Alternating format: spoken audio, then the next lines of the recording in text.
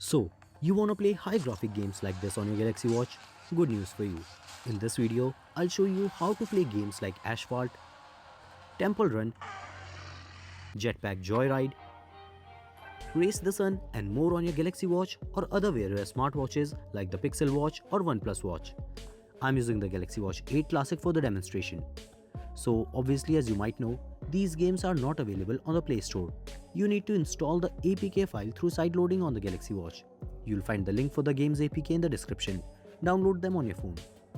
To start with the sideloading, open Settings on your Galaxy Watch, scroll down, go to About Watch, select Software Information and tap on Software Version about 5 times to enable the developer mode. Now go back to the Settings menu. Open Developer Options, enable the ADB debugging toggle button. Scroll down, tap on Wireless Debugging and enable it as well. Now grab your smartphone, install the Bugyager app from the Play Store, launch it, tap on the plug icon and select Pair. Now on your Galaxy Watch, under Wireless Debugging, select Pair New Device. Enter the pairing code on the Bugyager app.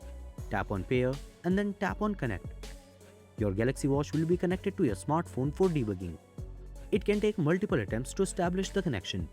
Now, in the Packages section of the app, tap on the Add icon. Select the APK file you have downloaded on your phone and it will start installing on your Galaxy Watch. It might take some time, so be patient. After installation is done, you'll find the game in the app drawer. Just open the game and enjoy.